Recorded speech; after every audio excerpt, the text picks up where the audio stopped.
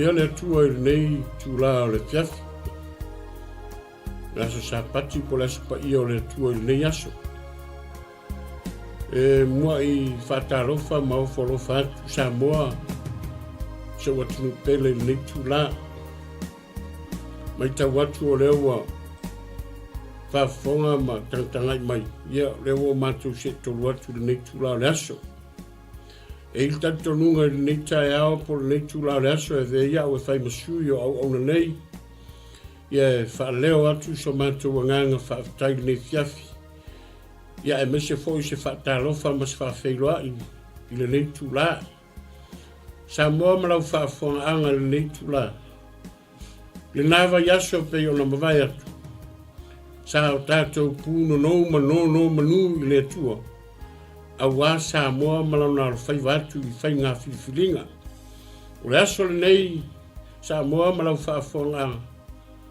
O le aso le Faafetai ma le whaamanu. I lo tātou watua o le au mea uma. O no rana pule whaasoa. Ai maise o lona alofa. O ia whaailoa. Ma whaamata i eile lalolangi i ato i lona matautia. Ma lona alofa siri ese. Ai maise o lana ami o tonu e pe o na tātou iai. Pa ia masae le toi o iai se whaamatalanga i le nei tūlā o le aso. Ai nunu atu whaatini o tau sala i le nei tūlā fiafi. Ai sei o tātou wo i le atua i le nei fiafi. I se tātou talo. A mata i leo tātou maftanga. Nā tu le sunga i anai, whenganga i anai. Nā te tāpena se tātou talo. Tātou wifo ma tātou talo. Le atua mamana. Le atua siri ese. O e lava o le atua e ou le pule. E ou le mana. E ou le malo siu malava.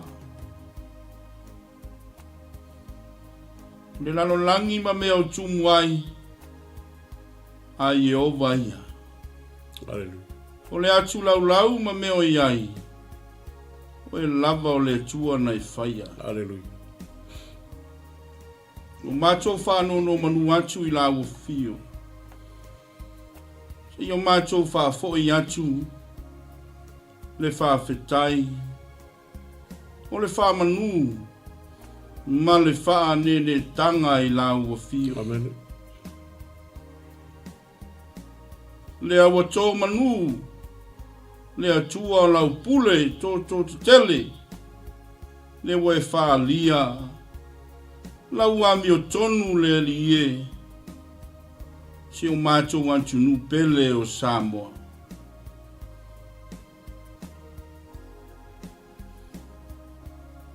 Tamā, o mātou wala watu.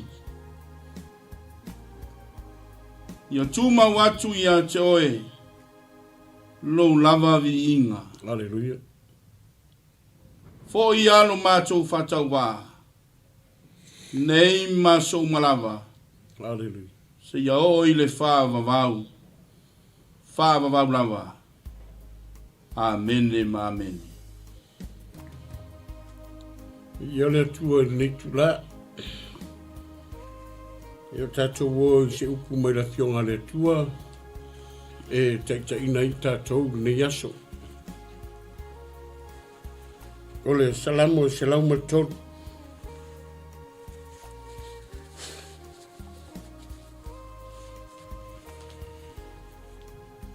Lo wanga ngai, ye whamanu atu ia Yehova. O mea mo foi o tonu ia tea. Whamanu atu lona soth pa ia. Lo wanga ngai, ye whamanu atu ia Yehova. Aua foi nei ngalo se mea tasio ana mea alofa. O le whamangaloina ua mio leanga malava. O le whamaloroina o mai ato uma. O le whaolaina mai lo wola ai le tunga mau. O le whapaleina oe i le alofa ma le alofa muti vale. O le malia ai lo mana o I mea lelei. O le whaafowina lo tau le lea whaapei o le aeto. Ia le atua I le nei tai ao. Samoa lo atunu pele I le nei tūlao le aso. Te nawa yasa wa tua na I sa o tātou pūna nou ma ifo I le atua. Sa o tātou pūna nou ma o tātou whaano no manu I le atua wa Samoa. O le ale fina ngalo le atua o I lava le malo e tūlai mai. E whaile nā mo oe e whaile nā moa. Sa o tātou whaamanu sa o tātou wala au le atua I le nawa yasu. Leo o tātou iai le nei tae ao. Wai ala whai mai Samoa I whanunga le nei. Wa o nofo mai lunga I whanunga le nei. Wa na o le anganga o le whaamanu. Wa na o le anganga o le Faafetai.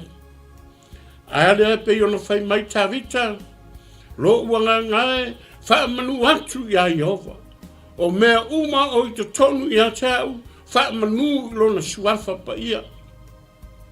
Aua foi ne ingalo se mea tasi o ana mea lofa. Samoa. Leo e ala whai mai le nei tae au. Leo o tato iai wa nao le Faafetai. Wa nao le whaamanu. Wa le hei lapa masaisi mea. Lele wa fi le mu Samoa. Aisea. Anga o le sa o tato puno nou. Sa o tātou tu ina hatu si o tātou watunu e pei lava o upu le lava yasu. E sisi lava le whaamalama o le Israel. Mawaawa ai. E lele lo toloa e maaua I le vai. O le tae ao le nei ma le nei aso. Moni ai la tāwita. Le tala noa tāwita e leo tala noa I se tangata. E leo tala noa tāwita I seisi lava. Aia, wa tala noa lava tāwita I lona loto, tala noa I lona nganga, wa whape ifo lava tangata I ante I lava lea tua. Faafetai wa tō lau pule. Samoa, Faafetai lea tua I lana tali whaariali. Wa na o lea nganga o le Faafetai, wa nga o lea nganga o le whaamanu I lea tua Aisea. A lele wa tali lea tua I o mana onga. Lele wa whaafeiloha'i le atua I o mana onga sa whau le au, na whau le pō. Amen. E lei whaingo fie lau tāpe nanga. E lei whaingo fie a tātou tāpe nanga. Ai Faafetai le atua, na tele tūla fo ina I tātou.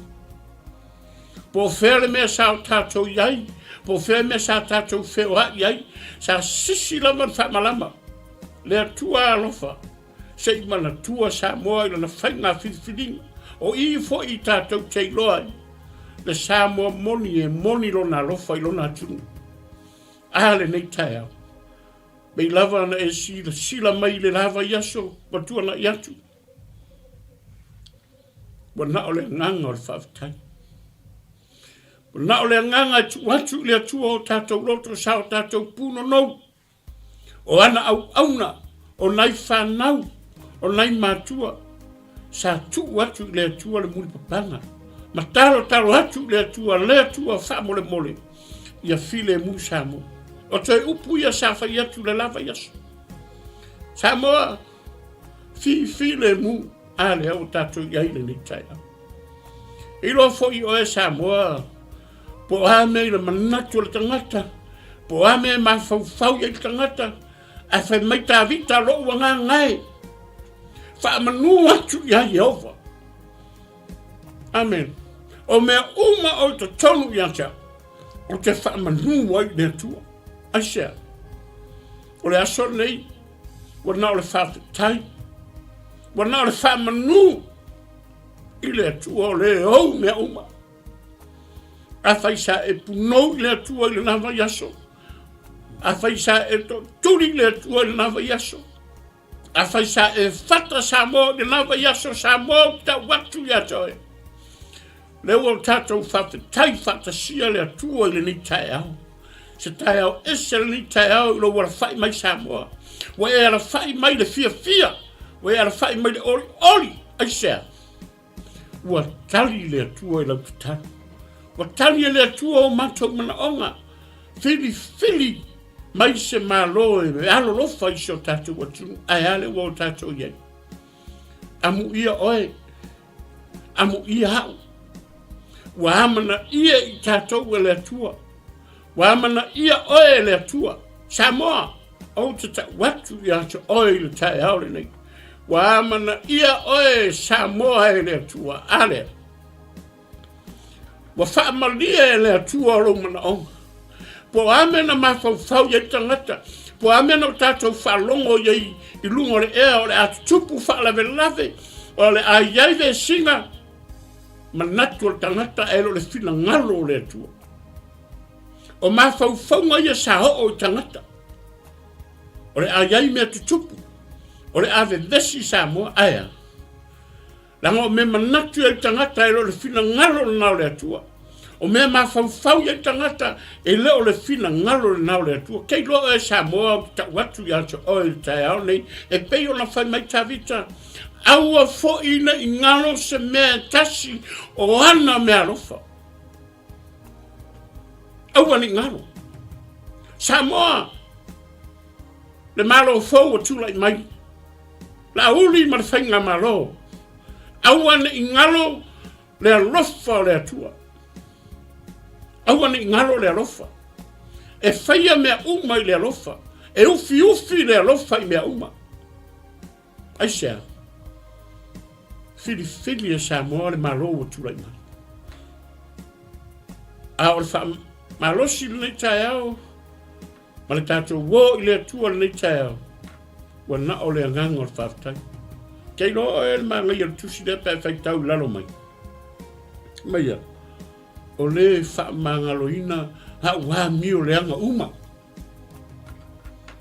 Po amenga manatu e tangata. O amenga mawhau e tangata. Kei loa e. Wha mangalo le atua o e pe a whaia. E ku ulo roto I le atua. Me fui le tāu ai Samoa. Lo tātou wō I le atua ma le ta elo tātou roto. Le ingo Samoa si ia I le atua isa. Lango Samoa o le nuu na fili I le atua. Me le tako ke mika I Samoa. E mita le Samoa I lona whaasino manga. E mita le toloa I lona whaasino manga. E mita le Israelu moni I lona whaasino manga. E lo ele mika apre amo. Ngami mika I apre amo le nuu na whaasino ye. E uia nga vai aku apre amo ele I le lei. Ainga. Ngai loa e apre amo lo nale whaasino manga. Pe lafu wā, pe le lei le ai apre amo ele ola ini mea aia. Ngā alu apre amo no whaasino manga o apre amo ngā mai le tua. E whape nal tangata Samoa. Samoa po fele me te whea fioa iai, po fele me te nopia iai, o fele me te punoa. E iai alo whaasino manga. O Samoa alo whaasino manga. Samoa I le nei tae au na le tua. Whea fo e whafonga mai ai. Mātou te asu atu, seipu vai maru, mātou te Faafetai atu. Momoli atu le nganga Faafetai atu au na le tua. O whea le whata whaitauranga o le aso nei o le aso Faafetai le atua. Amene, wa na o le upu Faafetai amu ia fo I tātou. Wa tātou wala whai mai le nei tae au. Au tū mau le alofa o le atua I ato oi maa. Va venga o fofongia ia o le atua. Wa whaalia I le olanga I lo soifua ma so matou wola. Aina ilu talu. Tātou tēla whai mai le tae au o tātou le hai. Ai Faafetai le atua o tātou wala whai mai le tae au. Wa toi whaafoi atu le atua lo soifua lau le lei ma so matou wola whataua. Mātou te au nai pēr. Ma Faafetai ai le alofa o le atua aisea. Ale fai mai tala tu ia fai mai fai salamo ta vita o le fa malo ina wa mi o le anga o le fa malo lo ina I mai o le tino vai vai le makau ki o le atua ele ngata na fa mangalo o ele tangata fai o fea lava le parti o tula I mai o fea le parti nga e iai sa iai lo tau whai, sa iai o langona sa whai, Faafetai le atua. O le mea siri le Faafetai le atua. Faafetai Samoa le tapua inga, sa tapuai, sa fi le mu. Le tā ua le ngau le lava yaso, Samoa. Masa ili le toto, lo tātou sa o le to. Ai ale wha o le tanga leo o tātou ai. Masa ili le toto. Anga le malingi le toto o Yesu i rungo le sa tau. E le maua e oe mau. Le wha o le tanga leo o tā ai. Amu ia oe. Amu ia ha. Amu ia Samoa. Masa ili le toto. E ui ai ngā whai langi. Malango mau mai te sā. Na i o tātou mātua. Na malingi lo rātou toto. Na i o tātou maua sauto. A tātou te Faafetai fo i le atua. Ono se tauranga e tasi. A e afe na whaola i nai. Samoa. Le whaola tanga na ia tā pena mo e ma. Po le aro leanga. Po le aso leanga. Po le ale leanga o Samoa. E na tā pena e le atua le tauranga e tasi. Le ua tātou sa ai mao mari. Le ua tātou ai. E pei o na yelis nei mai aso. Nena Samoa i nei tae au. A me te le whai ei sau e Faafetai le tu. Lea foi nei e fiafi. A whonga au na le tua. Wa mātou o mai. Se i o mātou Faafetai atu i le tua. Se i toi whaafoi i le tua tātou Faafetai. Leanga o ia e ou mea uma. Ia e ou le mana, e ou le malosi, e ou mea uma lava. E fo i lava i le tua lo na vi inga. Mea foi lea whaafonga mai le malo, tulai mai. Mātou tele whai atu o ai le malo, o ai lava le malo, o whiwhiri e le tua pe o upu o lava yaso, o ai lava whiwhiri mai e le tua, ka kou ana. A whai foi o whaafonga mai ma maua mai nei fiafi, i le sunga fo te tai, ia, ua mua le alofa o le atua. Ia iai le alofa o le atua. Aua nei ngalo le atua. Aua nei whaangaloa le atua i mea uma. Langa o le atua e au mea uma. O le atua na whiwhilia Samoa. O le alofa o le atua. O le atua fo i e au mea uma e pei o na iai le yasu. Ia, Samoa, i file mu. Mātou talo le fiafi, i alofangia Samoa. Whea foi le meo e iai, ai foi nise kālesio, whai sa lātou lotu Faafetai nei vai aso, o tātou si i Faafetai nai le tua. Ia, e fiafi ia, o le upuna le tua e tō matau, e tātou matanga ni fiafi whai mele whai salamo o tā vita lo ua ngā ngai, kei lora tā ua ngā le aso ni. Ua ngā le aso ngā le Faafetai le tua. Amen. Whai mai tā vita lo ua ngā ngai, awa foi nei ngalo se mea tasi o ana mea alofa. O le na whaamangaloina uang sala. O le na whaamaloloina o mai atua uma. O le malia i lo manao i mele nei uma. O le whaafawina lo taure lea. Whaapei o le ato. Le malo o tula i mai, sanga i ai o tai. E whaafawina lo tau malosi e pei o le ato. Awa ngi whaale tino lo malosi. Ai e whaale anganga lo malosi. Ia taula i le atua mea uma o le whainga malo. Ia taula i le alofa o le atua. Ia iai le alofa ma le wha maoni o le atua. I le taitaina o le tātou whainga malo. Le mātou wha manuia i le ne yaso. Wha manuia le atua. Sanga i ai o le tai. Maisa foi whainga malo ia pāti ua le whaamanuiaina o la mātou te talo alofangia e le atua. Ia iai le anga le lei o le atua, ma ia iai le fi le mu o le atua. E toe oso fo i le la. E toe sau fo i a tae au. E toe sau fo i le isi aso. ala mātou te talo, fi le mu. Whai mai asu, e loa o so moni, pe a o tau whealo whani. O le mea tāua nā, le whainga malo o tūlai mai, i o tau maua le whealo whani. E sea, anga koe upua ngā Yesua ele i a fio lang. I o tau whealo whani. Samoa, o le upu nā le atua. Whamuni a tele le atua nei aso, ia ai nātu ia ona nei, ia o le hafo se whaosani ma se whaasoa foi. Ia wāne whaasoa nei aso. Ia anga le nei mai le tua. Ia le rik. Ia, nātu lau sunga nei.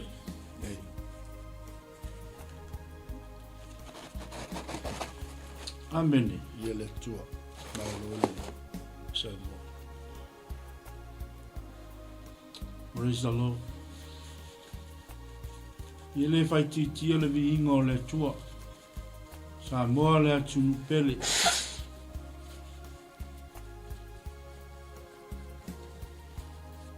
Sisi ale whamalama. Te pā Yerusalema.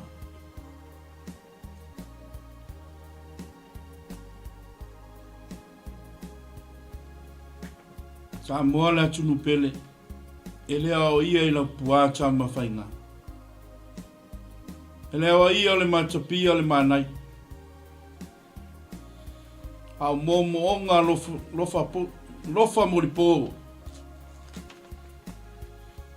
O le porkalame.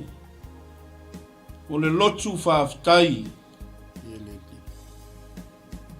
I le atua.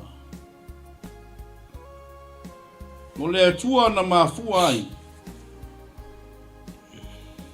O le atua foi e toe avatu iai le Faafetai. Tauia se me longa ai. No tātou Faafetai atu i le atua. Le au ngā atoa le nei afiafi. O le lotu Faafetai Samoa. O Samoa o le atunu tofi. E leo se atunu taliola. Amen.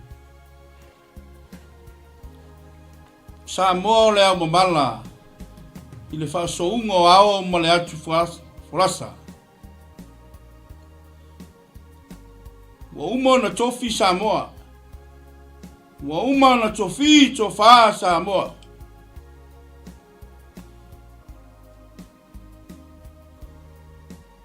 Faafetai le tua. Lau pule le atua. Amen. Malau am yatonu. Lea wa whaalia. Manatue le tele se whaasoa. E momo ata avita. Loa ngā ngai. Wha manu atu ya Iova. O mea uma wa tutonu ya te tātou. Wha manu i le suafa o Iova. Amen. Hallelujah.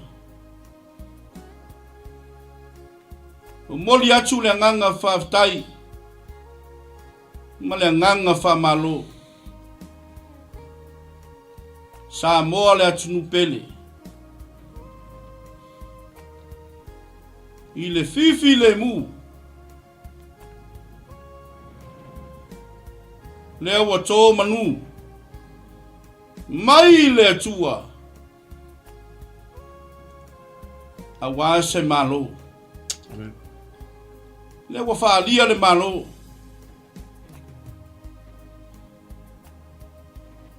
Hallelujah. Le aingo le whātua tua. I le atua Samoa ua tasi. O manuna. O manunei. Amen. E manui ai. Ai whaavae mea uma. I le alofa siri ese o le atua. Whamanuia le atua. Le taitai o le malo. Ai mese le kapeneta. Whamanuia atu le atua. O tō mamana. Ia au le atua mo o tō. Alofa mo li pō ia.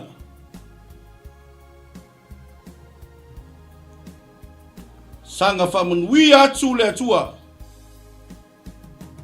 Si o tātua atu pele o Samoa. Fusila ia I whau o malo. Ma momoli nifo le whata. A wale atua malona finangalo.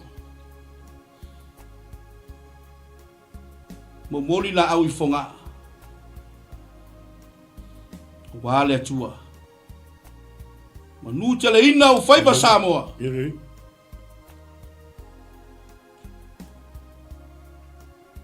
Ia taula pea I le atua mea uma. Whamanui atu le atua Samoa. Amen, amen. Hallelujah.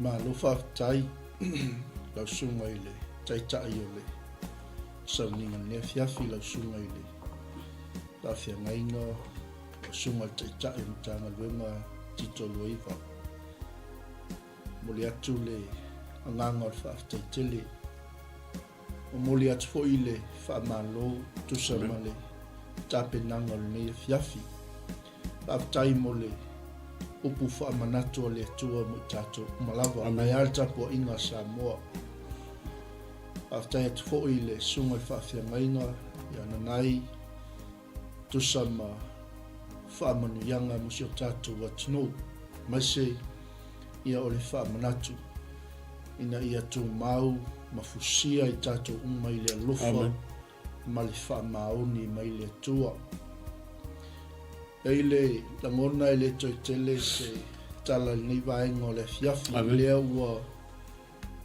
le lea atu le upo le atua I lunga le ea linia fiafi I lau sila mai moa ma lau whaafunga mai Samoa matou o mai le nia fiafi si o tātou momoli le Faafetai si o tātou si le tua lona lava vi inga Amen. ma ia si o tātou toi fo'i le atua e ona saunoa le sunga le 𝚟𝚑𝚎 o le sauninga le nea fiafi lea ua te atu le atu wasa lea ua le lea le atu siwa sa tatalu sa tangi sa e wala au I le atua sa tātou to tutuli le atua a wā se manui o Samoa lea ua tō manu lea ua totofi mai e le atua ona 𝚟𝚑𝚎 lea ua whailo mai le finangano le atua e tusa ma le whainga mano o le nganga na nea fiafi Samoa nisi o le a fionga le atua sa whaitawina ma whaamalosi atua ile au auna le atua ma whaamanatu atu leisi vaenga o le a fionga le atua Fe mai o le whaolaina mai lo wola ai le tuunga mau. Amen. Lea ua mawai atu nai masina. Lea ua mawai atu waiaso. Lea ua mawai atu I tūlā. Lea ua mawai atu minute o nai se kone. Amen. Sa whapena ona iai le saailinga le atunu. A wā li 𝚟𝚑𝚎 o Samoa. Wā upu whai o si o tātou wa atunu. Whaamalo pule. Whaamalo tatalo. A iai le tali tonunga lau polkalame le nea fiafi. Sa iai lava le fili o tātou wala. Amen. Sa iai le oti I o tātou luma. Sa tātou sava vali I vanu sa tātou wa I maunga na iai le oti mea uma. A leo wa whaamanatu mai le athionga le atua mo I tātou nei po. O le whaolaina mai lo wola ai le tuunga mau. Amen. Iele. O le sa whaapaleina I tātou I le alofa, ma le alofa muti vale o le tua. Lea ua whaamanuia mai le tua. Amen. Lea ua tali mai le tua. Sa tātou te talo, sa tātou wala au I le tua. Lea ua tali mai le tua. Samoa, o ia le na whaapaleina I tātou I lona alofa, ma lona alofa muti vale. Kei nei whaitau I o le thionga le tua I ona atu le la sunga te titu. Te fia whaitau ina I le fiafil nei. Amen. O le salamo e se lau tolu sumal tolu. A lona whaiupo e sifun matasi ma whaiupo e sifun malua e whaapea lona whaitau ina. E tū le pule I ova e o I le whavavau. O mā whau ngā lona whina ngalo e a le tū lava. Amu ia le nuu wa tua ia Iova. O le nuu wa filifilia e ia e whai mona lava tofi. Samoa, o le awhionga tūtasi nā le tua mo I tātou le nea fiafi. Amen. Lea ua tū le pule Iova. Amen. Lea ua ia filifilia ona tai. Matou o mai le nea fiafi le lotu Faafetai. Matou o mai e le o se vaenga whau. Amen. Ia le ni. O matou o mai, matou te Faafetai atu I le atua. Ma tātou si I whatasi le vi inga I le li. Lea ua to tofi mai e le atua le mālo mo Samoa. Amen. Ia le ni. O le nganga na le fiafi. Wa e tū le pule Iova. O mawhau whaunga ia alona whina ngalo. Amu ia le nuu wa tua ia Iova. O le nuu wa filifilia e ia e whai mona lava Amen. tofi. Tātou Faafetai le tua. Tātou ave leo le whaamua ma le whaapolo I le lii. Wasa tātou tangi atu I le lii. Leo watali mai I le lii. Whatau toi lua sumaleiva whaipo e lua. A pule a mio tonu ua oli le nuu. Hallelujah. Ai a pule a mio leanga ua mapu I ti ngā le nuu. Amen. Ei ona fesoasoani atu le whainga lotu le ne fiafi. Lau fionga I le li pa le mia whaolioli. Amen. Pea le vaenga whaupwhai o le whainga malo ua tūlei mai. Whaavai le atua Samoa. O tau mamana ia manuia o tau whaipa. Whaatamatane mai le langi o tau whaiva I to tonu o le maota o Samoa. Ia iai le mamalu o le atua I mea uma. Ia e whapea foi. Le tua ngai, le sunga le taitai whapea foi le vaenga whauwhai. Ai maise, o whaipule uma o le maota o le palimene o Samoa. Ia taitai ma le ami o tonu o le atua. Amen. Ona oli leo le nuu. Yes. Whamanui atu le atua le nea fiafi. Tuina atu le nea vanoa I le sunga le taitai o Saurina. Faafetai. Amen. Sa moro watu nu pele.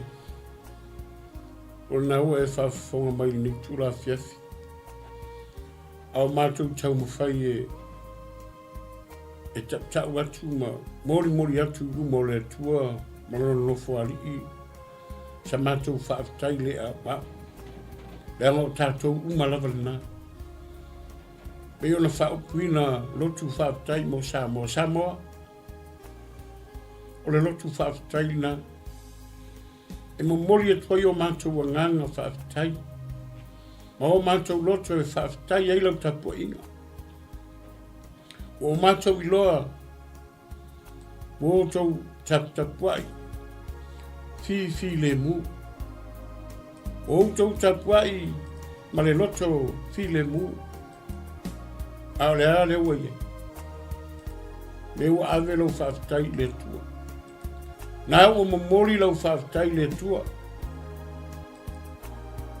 Leo whau e whaafonga mai wa watu whaamanuianga au auna nei. E le masalo o mātou tangata. Tūlai mai. Maoni whaamaoni o tau mamana. Lau sunga foi po lau fionga leo o tūlai mai Pare mia whaorioli. O umatu ana nafi. O tae ao e le i o mai. A o leo o kako iai le aso le nei.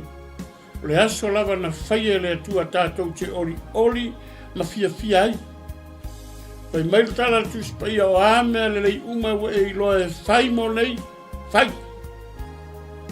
Whai ina ia vi ia i le atua. Whai ina ia iai se vi inga o le atua. O ai fo ia sui uma o tulai mai. Whai malu o whaiva. Whai mata alia o whaiva. O ai lava wa tulai mai nei vai tau whea lava le pāti e te tulai mai ai. O la mātou te talo le nā. Langa i pei lava o whai aku whai mai e su e i loa so o moni o tau pe a o kou whea whangi. O le aunganga mea uma le nei vai taimi o kou tulai mai ai le malo fau. Anga ngafi wa alu maunga whawhika uli. O tae ao lai foli mai e le yo o mai. A o leo o kou iai le aso ngi. O le aso lea. O le aso le le leinga. Langa lea kako kilo e le malo lea sau. O le malo lea. Malo le file mu. O le malo e fusia e le file mu le malo lea. Le malo la iai le alofa. La iai le oli. A moro o tinu pen. La matou fa malos au ngal neva yasu. Fa mamia kele le tua i lau whafonga. Fa manuia le tua i le malo fau tu lai mai. Ia iai langa lei. Sanga ia ai o tai e peo na watu whamilianga au ona nei. Ia Samoa malau tapua inga. Mamia kele lau whafonga ngal nea fiafi. Ia e tuatu le sunga le whatonu. Ia e saunia statu talu. Ia ona tātou mawaiida. Le tātou te talu. Mātou Faafetai tere lava le tua. Amene. Ai su. Ia leri. Ono le nei afi wa e tāpena. Yes, Lord. Ma e saunia mo i mātou. I lava ona e fola mai le li. O i lātou uma o e na talia. O lou lava alo pele. Amen. Ma whātua i lona suafa. Na ia avatu i ai o lea manuia. O le mātou anganga le nei a fiafi. Amen. O Samoa o le atunu tofi. Yes. Na mātou talia le tala le lei. After Yesu. Na mātou talia le whaolatanga o lou alo pele. O tā ua ai mātou o whānau a le tupu sili ese. Le mātou Faafetai le li. Le ua iu ma le manuia le wha moe o si o mātou atunu. Mai se le ali e sa moe atunu i mamau, sa mātou te talo, sa mātou whaatangisia le li i lo fesoso ani mai. Yes. Na ia toa fifi le mu Samoa. Hallelujah. Ina ia fifi le mu Samoa. Ni ia iai le nganga o lau fio, e wha malu. I lunga o si o mātou atunu. Hallelujah. I ona tai, mai lava i le au malu o le malo tausi, whapea sui whaipule o le kāpeneta o le palemene o Samoa, se ia o mai lava le tua i le nei a fiafi, lea ua tō lau pule. Yes. O le anganga leo le mātou o mai, so se Samoa, o mātou la ngona whaatasi le tua, lau tali whaali mai a te mātou. O le mātou Faafetai lea, e si atu ai o mātou lima i ate oi, ma momoli atu le whamalo, momoli atu le tua, ma whaaleo atu ai le anganga whanga i tio o mātou loto. Ono oe lava le tua wai whiriwhilia tai mo si o mātou watunu. E le eise ato o toa i tangata, e le atoa le savalinga i tangata. Amen. Ao tangata e whaalango atu i ate oi. Ao tangata e whaatua i ate oi. Amen. Faafetai le li e te fesoasoani mai ai. Le ua wavala mai le tua le whainga malo wa e whirwhilia. Mātou te lafo i atu le li ma whata atu. I luma o lo nofo a li le nei 5 tausanga o le awhia ngai mai la tau. Ai mai se o sui fai pule uma o le pale mene o Samoa. O la tau o lo fai ma leo la toi tu ma lo. O lo fai ma leo a fioanga. O nuu ma ainga. Ai mai se o le leo lau e kalesia o le ma lo le tua. Ta ma i faavanga anga va aina au auna. Ina ia tau tala i lau ami o tonu. Hallelujah. Ia tau tala le tua e tusa maala o lau fio. Amen. Awani avea le tua le polokiki ma mea iai masainga. Hallelujah. Nai le fe vai vai api. Yes, Lord. Thank Ai you, a Father fusia e God. peona mātou whalongo Hallelujah. le fiafi. Fusia i mātou Hallelujah. uma i le fusi o le alofa. Ma ia mātou maua ma mana tua pea le polo inga nei tu ina mai a te mātou. Ai te le itoia fio atu le Amen. rani. Whamanuia i sio mātou atu no pele o Samoa. Whamanuia i ona taitai. Taitai o e kalesia. Taitai o nuu ma ainga. Se ia o lava i taitai. O le mātou mālo o Samoa. Ta mai le nea fiafi. E le whai ngofia il Savalinga. Yes. E le whai ngofia fo i lu tau. Hallelujah. Ai mai se le lii o Faafetauli ma puapua ngā. O le alatou whaafisanga i le lii. Au le mātou tatalo le tua ia leo leo ina Amen. bea. Si o mātou watu nu pele o Samoa i le file mua o lau fio. Whapaolo le tua ua au. Muli muli lau nganga ia i lato uma le lii. O lo fea ngai ma upu whai o si o mātou mālo o Samoa. Amen. Na ia mātou le i oe le tua i whailonga o le manu whiai. Na ia mātou le i oe le tua i ngā luenga o le pōliuli. Na ia mātou tutu o mātou iai aso e ngatai. Amen. O mātou iai aso amuri. Hallelujah. O mātou iai aso whainga tā. Hallelujah. O i mātou te iloa ai tai. Wa e filifilia mo si o mātou atu no pele o Samoa. E tutu mole atua o Samoa. Samoa mole atua. Le atua mo Samoa. Le neia fiafi tamā. Mana tua pea. Si o mātou tamā tai i atu i la epa. Amen. Le tina po le pale mia. E fionga i afia mei. Wa loa lo latou tautua. Yes. Wa loa le atua lo latou wanga vaa i totonu o Samoa. Wa manuia ai si o mātou atu. No, e whaonga ina i latou. Aore mātou tatalo le lii. Mātou te tuina atu i a te oe. Whaatasi ma le whainga māloa e totofi. Si o latou ngā lulu e whaatasi. Hallelujah. A wā le manuia o Samoa mo atai au. Mātou tatalo le lii. Iai le atua lo wanga le lei. I whainga nu. Ia lii ma whai pule. O au na totofi o le tala le lei. Ina ia mātou tutu lai. E tau tala i la wami o tonu le lei. Ina ia mātou o mai le atua e vatu le mātou Faafetai. Ma le mātou lango e tusa. Ma le tali wa e tali mai ai le atua le mātou. Whanono ngā manu i a te oi. Le lii. Faafetai. Faafetai tele le fiafi. Mangalo i mātou tamā. Le aiso mātou atotoa. Mātou umalava le li e tutusa i lalo lau sila whama. O i mātou o pale li o au ngā luenga fuafoa. Le atua wha atoa le ngā luenga au auna. O tai o si o mātou watu nuu. O au na fola le tala lei. O i la tau ia o iai lo fina ngalo. Mo Samoa. Ma tutu lai mai. A wale lango ina o le mātou whainga malo. Ta mali le fiafi. Ave le poto ma le ata mai. Le whatou whala inga le li. Yes, Lord. I pulenga li ma matai. E maise le tua to tonu a inga. Nei a pule ma le ami o tonu. Amen. Tau tala i la wami o tonu. Yes, Lord. Ia whaia la wami o tonu. Nei a manuia ai le tua Samoa mo atai au. Hallelujah. O mātou whanaunga ia tamā. O mo-moonga whaiva vale ia o mātou lotu. Ia maua se Samoa fifile mu. Ar mātou Faafetai nei a fiafi. Wa e toe mo moli manuia mai le tua lo mātou wola le nei aso. Hallelujah. Mātou umalava le li i mau au auna. Ma so se Samoa whaafonga mai. I atu nuu e mamau. ai mai se le tua si o mātou atu nu e pele i o mātou lotu. Yes, amen. Pele i o mātou o Hallelujah. e pele le tua i atu i mātou.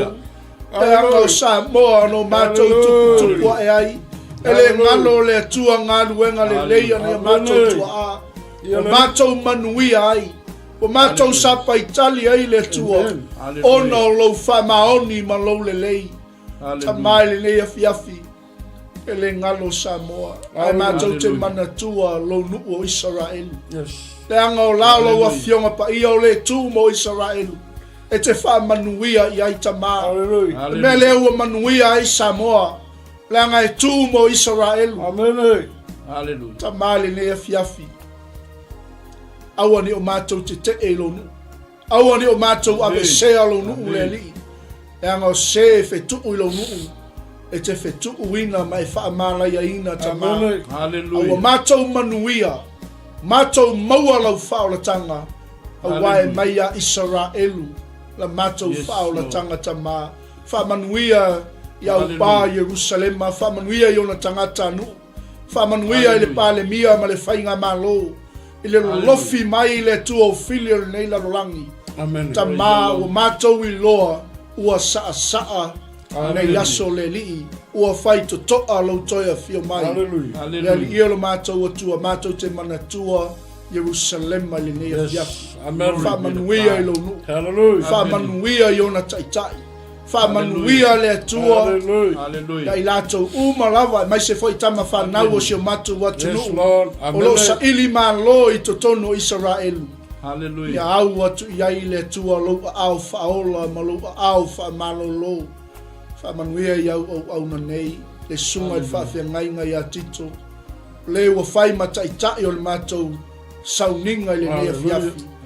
Au ane i mawai le tua lau wha malolonga i a te ia. Aua nei mawai le tua le sua uu mai lo nofu ali. Aua le tua le manu malo ino nganga mo e malo fina ngalo. Lau au na i ana nai. Wai vala awina i la ua tamai le lai tua le ngā luenga. Le tua wha loto te le ina i la ua wale fi au ma le ngā luenga. Aua nei mawai le upo whalinga. Upo le poto ma le mala malama. Whawhanga i nai lau lafu ma moi. Ai a wha malo sia ai le tino keriso. Le vala au e vala uina ai la ua tama. Nei po ma malu maia le atua au wha manu yanga. Pei o lalau tuspa ia o le manuia foi mai a te oe. E sili mea uma e manatu i ai tangata. Le atua wha ala e i mātou tama. Ma wha pale i mātou i au wha manu yanga. La mātou sava vali ai le nei vai aso. Mea uma lava le tua sa mātou wha le tonu ai. Mai lava le amatanga o le tau sanga se i o ma le fiafi. Wha mamaina i mātou, ma fufulu i mātou. I le toto le mātou li o Yesu Keriso. E mātou te manatua le li. Lau whainga malo watu lai mai. Wha manuia. Whamanuia le tua iau taitai. O le mātou te talo lea, o le mātou vala au lea, o le mātou o lenga lea le li ie, e ala atu le suafa o le mātou o lii, o le mātou tupu, o le mātou whaola o Yesu Keriso. E ifo ma ala langai, o tangata o la uma o le nei laroranga. E tō tutuli ai o tuli vai uma, e tau e laulau whaiva uma. O ia o le perfeta o perfeta. O ia o le leo ma moe le lei. O ia lea ua ala tu ai le mātou ta talo ta maa le lea fiafi. Amene, ma amene, ma amene. Thank you, Lord. Ia lere. Ia le tua Samoa le nei. Tula fiafi ia o le nā ua. Whafonga ia ua. Whai u le mātou. Ngalo tu nipo lo Faafetai mo Samoa. Ia, te muri atu lo whaanga ma whatalofa mo i lato e whata mo mani whasalonga. Na i tātou matua e olo i malu ma lawa. Ia, angali leile tua ma whamanuia. Ia foi au na tofia le tua, so se whata whaitaulanga. Lo nopia iai, iai langa leio le tua. La tua ro maua mai ni whasalonga i lungo le ea whea lava. se vai panoa fea se atunu o e alala ai o maua mani nei maftanga i alofangia e le tua lau tapua inga le aso la tau mafoi so tonu so tatu atunu ia e meisar whainga malo o tulai mai sa uni whaoriori ia o la matu talo na malo whaanga o le po ia iai le anga le lei o le tua i la o tau tulai mai mana tua awani ngalo Samoa le atua awani ngalo Israelu o le tatou fasino manga le na ia anga le mai le atua ia na au na nei to Faafetai Samoa Amen. Faafetai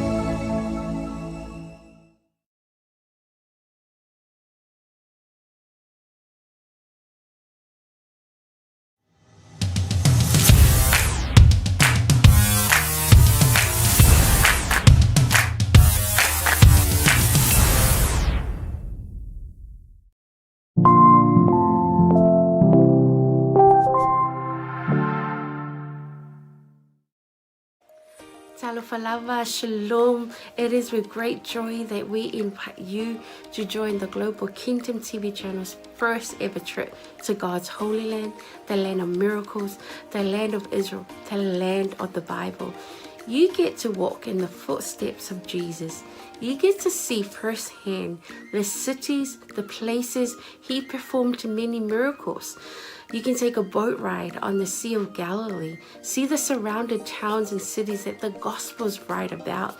You get to see the places that the Old Testament talks about, the places where King David hid from King Saul. You will see the Dead Sea, the lowest place on earth. You get to visit Jerusalem, the eternal capital of Israel. See where Jesus taught the scriptures from the temple. You get to pray at the Western Wall, a remaining of the temple. You will get to see where Jesus was once buried and realize he's no longer here because he has risen and he is alive and he's soon coming back for you and I. The journey to Israel will affirm your faith in him. It will confirm the teachings that we read about in the Bible. It will give you a deeper understanding of the Bible. It will help us in our journey of faith here on earth. And I encourage you, take this journey. It will change your life. It changed mine. God bless. Shalom, shalom. Ya talofa Samoa na tunu pele. Ya fa talofa antu le fiafi ngo su ala ulu. Le fo matamu sa longa ifo. Fanga ia palauri. Ya ile tosanga tasi le lua afe su fitu.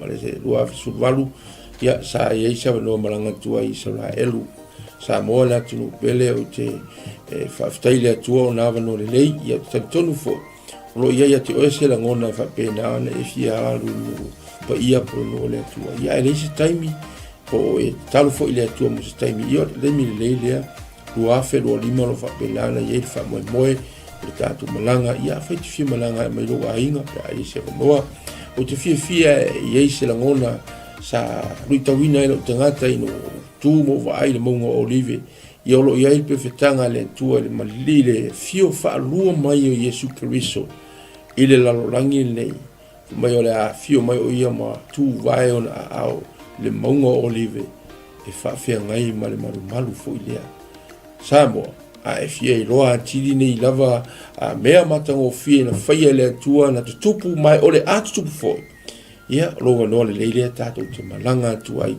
ya Israelu awane ingalo ia te oe whamnianga le tua ia o lo ta tia i o ta lima ia o ta ua la valo ia i fuafuanga Faafetai pulenga le tato Global Kingdom TV ia mapuki e loso o vanoa awane ingalo o se fianga telefo ilo nei tangata o na ele tasi se saito lo fa pena o tala no matus pa ia o tausanga umalava ya loi malanga lo failoa mai ele au la to le fa pena archaeologist o na maua le vaenga ma le vaenga o le men la fia ile nganga mi sia i no pa ia Samoa ta pena le lua fe lo lima o ina te lo polo to e tul maunga olive ia e fio mai lo mai Yesu to sanga ia funia le tua fa ia fo fuanga ma plan mai le nei tai mi se o atu fa moi ono Yesu. God bless you. Faafetai. Hello, 𝚟𝚑𝚙𝚢𝗚 Pulevinaka and Shalom. My name is 𝚗𝚑𝚙𝗎𝗓𝗚, and I had the honor of visiting Israel twice, in 2018 and 2019. The experience really changed me. It was an experience of a lifetime. It was transformative. It was eye-opening. It was such a great time. I had encounters with the Lord that really changed me, that healed me, that I did not expect. It's one of those experiences that you have to go for yourself, to experience for yourself. So if you are planning or thinking about visiting the land, I encourage you to do so. Go ahead, invest in a trip and go receive your portion. God bless. Ya, salam 𝚟𝚑𝚙𝚢𝗚 wa pa ang to Global TV so se to le lang ia ole o sia Paulo Pautoa futi pali ile le ngoa ia ole lua fesulfa na o malanga 𝚟𝚒𝚍𝚎 ia e se tau so o lo ole atua ia o se mesa famani na ia ole O le te la mea le lei uma ai o se o le unga le maunga o whirua inga le na tatalo ai a Yesu Keriso ai tu mai ia iria ma mo se le si tu ngang o la ngonga ai se va ngang o la ngonga le ngang pa yo le tu ia a walo fa singo manga fo ima ile o mai ma le fa ngai ngele tu ngang luenga ai o e lo sila ma mai mo ma nei tu la ia o te le sa un le simalanga le tato Global TV ta sang fo ia fia mai tala mai au ta o e lo so te o le tua fa o lo totalo le tua ai ma nei fo o e te soli fo i au le tua sa fa malanga lo ia ke te to ne mo finis fa mo ia fia mai tala mai au fa fo Yesu Keriso amen. Talofa lava and shalom. My name is Shivani Sharma and I led the Samoan delegates for Israel 2022 and 2023.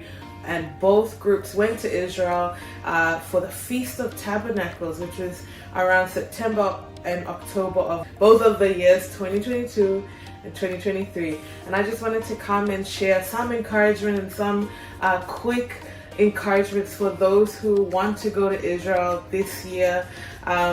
Israel is the Holy Land. It is the center of where our faith is as Christians. And I want to encourage you that if God has called you to go, to please take that step of faith and do join the group that is going this year with Pastor 𝚗𝗚𝗏𝗡.